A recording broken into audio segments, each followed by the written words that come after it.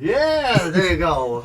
Now, are you ready? What a question, eh? Now, there you go. Ready? We're never ready. I have a question. Oh, another question. Yeah, I do. So something fucking fishy going on here, right? What? So obviously we've been in our little bubble here, so we haven't seen anyone apart from the people we live with and the people we work with, right? That's it. So we haven't seen anybody, right? So yesterday there was a diversion. I had to go and do another job yesterday where I met, because I was working, I met maybe 6 or 7 people I would never see, right? Yeah. Now hold on a minute, if I'm not about right, we're nearly a month into lockdown, right? Right. So where are all these fucking haircuts coming from, lads? Because there's no barbers open, right? Yeah. And I was doing this thing for TV and I turned up and everything right grand. And because there's no barbers open, I have a crew cut because I have to cut my own hair. Yeah. And it'll be Jesus if I'm going to start giving myself a style, right? 'Cause you can only imagine the slagging and how ridiculously bad that would end up. Yeah. So everybody had haircuts. What do you mean? Like they were all looking coiffured? Everybody was coiffured and freshly shaved and they had styles. Well, in fairness, you're allowed to shave yourself. Oh, sorry. You don't have to go around like Captain Caveman. I'll tell you something. If this lockdown doesn't end soon, you can shave yourself in your own house. Don't be ridiculous. Jesus, what's next? What do you take? I fucking hell. Open heart surgery in front of the telly, is it? I'll tell you what. Yeah, I'll tell you what I'll do. I'll take my own teeth out, will I? Oh, for fuck's sake. Might as well, yeah. Ah, yes. I'll do a bit of amputations of the sore foot. Oh, that's not anyway. But I get. So what do you mean? Like they were? So in other words, they had definitely had the treatment of a barber at them. I'm just saying. Hairdresser. Everyone I saw, bar one, right, who looked even more than I did. They'd been dragged arseways through a bush, and he had justification. So everyone else seemed to have had. I would say more than a month. You know what I mean? They looked groomed. They looked groomed, right. And I'm very suspicious of groomed men. You know, like, who's doing that for you now? Exactly. Who's doing that for you? What's the chances that all of the groomed men you met yesterday just happen to have hairdressers who are wives? In their, yeah. You know what I mean? Or daughters, or sons, or whatever, you know. Or, like, maybe their dog is a dab hand with a 2-blade or something. But I'm just saying, and then I couldn't get it out of my head. It was in my head then. Yeah, because you felt you were being cheated. Yeah, and then I was hungry at the end of the day, so I was like, fuck it, I'll go for McDonald's, right? Yeah. So I went for McDonald's. By the way, we had a WhatsApp, I meant to say it to you when we were actually on the show, we had a WhatsApp from somebody who's literally spotted you. Peter, I think, was the guy's name. I could be wrong. He was working there. His mother texted the show. Is that what it was? Yeah, he worked there. He said... he actually said in the WhatsApp, it was great to see you eating among the common people. He's what? Among the common people. Among the common people. How you doing? Give us 2 Big Macs. I don't normally eat with these riff-raff shit. Don't tell anyone you saw me here. You know what I mean? Exactly, yeah. I'll have them to go. I'm certainly not sitting down among these people. I'm sitting in the car park over there with the tinted windows. Yeah, I'd normally send me driver in. Yeah, but I'm not allowed. I have to socially distance from him. That's very funny, isn't it? Yeah, no, because I went up to the window and he goes, PJ and Jimmy goes. And I went, well, actually, at the moment, I'm on me. At the moment, it's just myself. Yeah. PJ turned around the car. Don't tell me that fucking EJ came as well, did he? Yeah, I said, where is it? Is he in front? Did he beat me to the... and I was, yeah. And he goes, yeah, me ma loves the show. He goes, me ma listens in every morning now. She loves the show. I think she drops him into work. Well, Peter's ma, thanks very much. So thanks, Peter's ma, yeah. So although that's always one of those weird... Peter looked like he was freshly haircut. I'm just saying. Well, he probably has an obligation as part of his, if he's in the food preparation industry. No, they have nets and all sorts for the scruffy sorts. Don't they? Remember, what? I always used to hate that when the hipster thing started and the lads with the beards. And for some reason, a man with a fly net across his beard looks worse than just a beard. You know that way. That is, yeah. I mean, whatever about... Like, to be honest with you, there's nobody can carry off a hairnet. Nobody can, no. But whatever hope you have of carrying off a hairnet, fucking nobody carries off a beard net. No, yeah, it's like the bra. It's like wearing see-through lingerie for a fat chap on his head.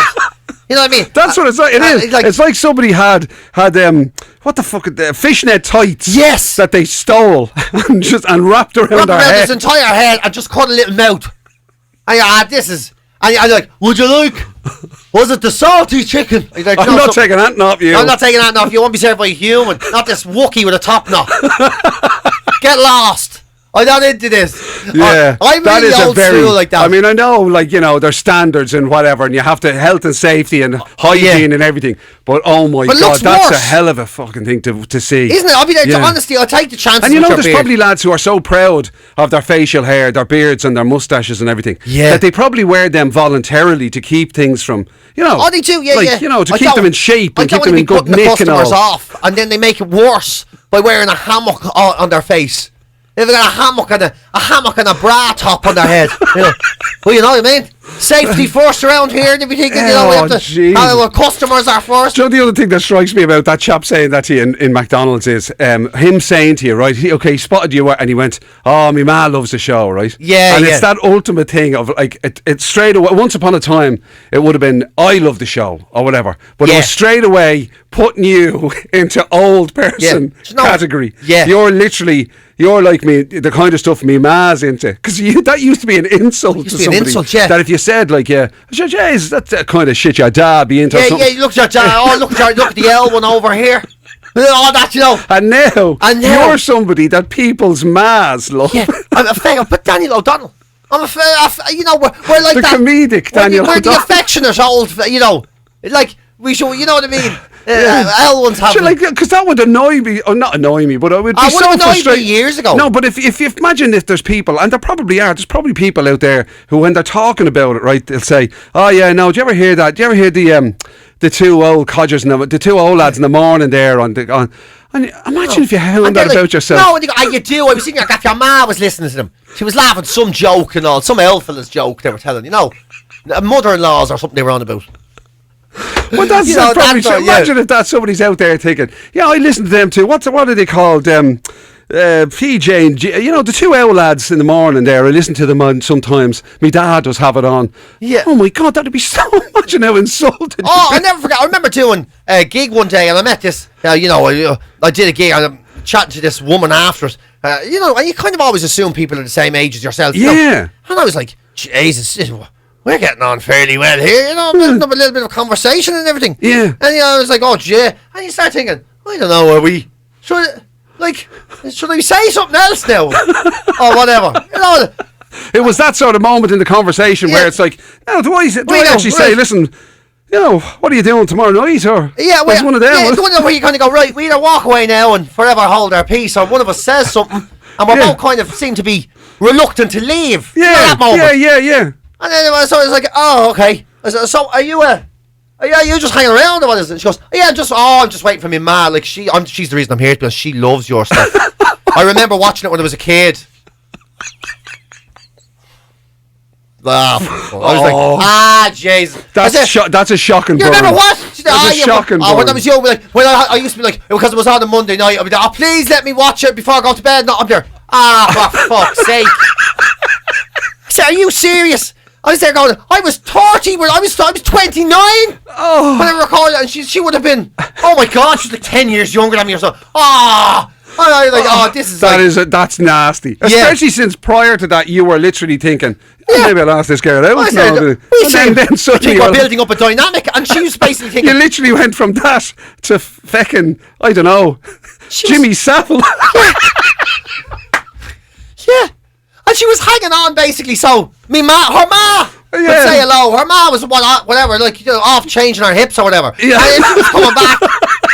She was making sure her new knee worked or whatever. And she was coming, and then her ma was lovely. I have to say, I got on with her man, and she was a really nice woman, and thankfully she bought 2 tickets to the show and all. But I was like, God forbid, I'd never tell her what was happening there 10 minutes earlier. What was going through. Oh my God, I was there going. You know what I mean? That's a. Because her ma was probably 5 or 6 younger than me as well. You know? But isn't it mad though that, as you say, you never have any concept of your own age? No, you look at people and you just assume that it's like when you remember that time. There's a great story years ago when PJ first joined. You presume you're all the same. You see adults, and you just think we're all adults. That's what I'm saying. But remember the time that you. Remember the time years ago when you first joined the RNLI? Yeah. Remember that, right? Yeah. And you overheard your ma. It was a fucking funny thing for us. It was. You overheard your ma saying to the next door neighbour, "Yeah, no, PJ's getting on great. Yeah, no, he's after joining the INLA, and and getting it all right." And she goes, and we thought that was fucking hilarious. Because there's a great social scene, she says, in the INLA, and they all go out on a Monday after training. Yeah, and we thought this was the funniest shit ever. That she literally confused the lifeboat rescue people with a paramilitary organisation, right? I mean, especially like and then you included it in your stand-up, or you were going to. I was going to do my stand-up and everything, and then I was touring with Joanne McNally at the time. Now, bear in mind, Joanne McNally's not a shot. Joanne McNally's 32 now or something. Yeah. And then I said, and she goes, "What? Never heard? I don't get it. Don't know what it is. Don't get it. What's the guy in the leg? Is it like a tax thing?" It's like, what? Are you messing? And the idea for us that somebody be so young they wouldn't have ever heard of the INLA. I said, are you joking? There was like this. You'd never heard of them. No, never. I thought it was a form for tax or something. Oh my! I was like, this is. They're like people in their 30s are too young for this material. That's scary. I know, it's scary. It's terrible when you get a sense of that of your age. And then you start realising that the only way you can sort of tell jokes to young people in their 30s, you know, is to say, well, in my day it was like this, and you're like, I can't believe I'm doing this. Yeah. And then you say, I tell you what, you're laughing there now. There used to be fellas called the INLA, right? And they were mad. And, they're like, this is the most boring. Jesus Christ, I can't believe. It's like Jack and Ordy with your dad. Yeah, look, your man over there. And then you over-explain. I started turning this me down for like where you start, because you're worried then about you're letting down the listener. So you start the conversation you start in the middle and you go to the end and no one laughs. And you go, I left out the first bit. Yeah. And you start and you do the first bit. And then everyone already knows the end. And they're all like, this is unbelievable. And you see young people in their 20s smiling at you going, very good. Yeah. That's a very funny story. Patronising, nothing worse. Yeah. Have you ever done the equivalent with like the fashion end? It's not even fashion. It's just like, say for example that thing about I don't know, say not wearing socks. Yes. Right. Have you ever done that? So you might have a pair of white runners or something, right? And you'd wear them without socks. Yeah, and you look because around. Because that's the way people wear them. You don't, or they wear footsies or whatever. So it's not like proper socks. And then you get this horrible moment where you've done it. You're trying to carry it off, and then you suddenly realise something new. Yeah. Geez, my ankles are freezing. How did those lads walk around like this? Fucking February. Or else somebody, or other half, or somebody turns around and goes to you, "Are you not wearing any socks? You'll catch your death." I'm trying to be fucking fashionable here. Fashionable. You look like a fella going to school in the 50s. You don't look like... You just look like a poor person. Yeah, you just look couldn't afford socks. You look like a poor Put fella. a pair of socks on and a proper pair of shoes. They've They've let down your bigger brother's trousers all the way, but they're still too short.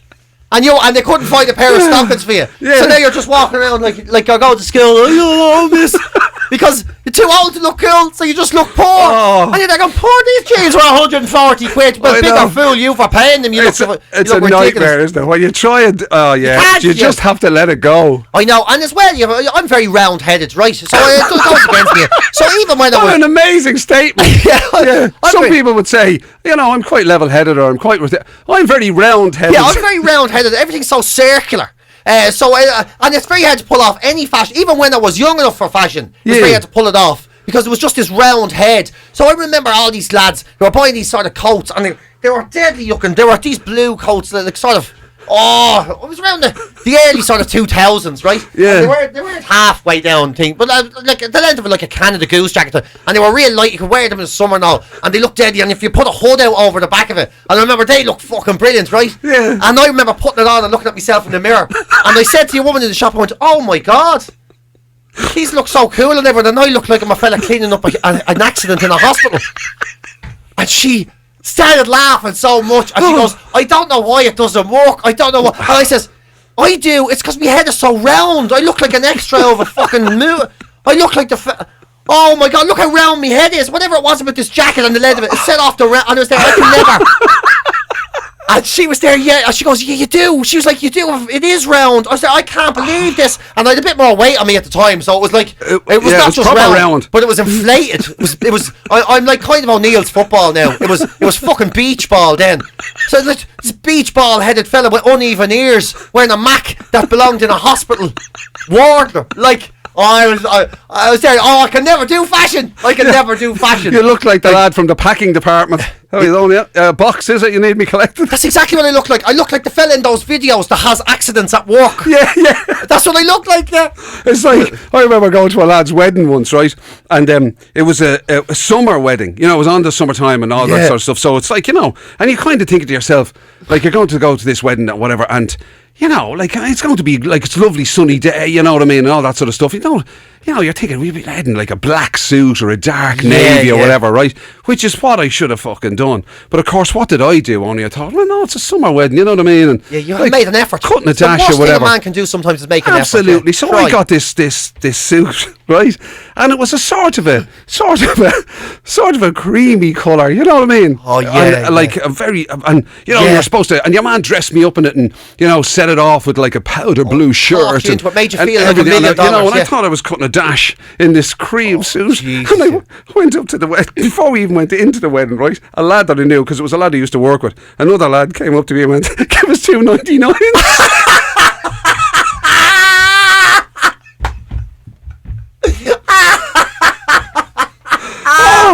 And I swear to God, I wore it that day, and I spent fucking fortunes on it. It cost me a fortune. Of course, good quality.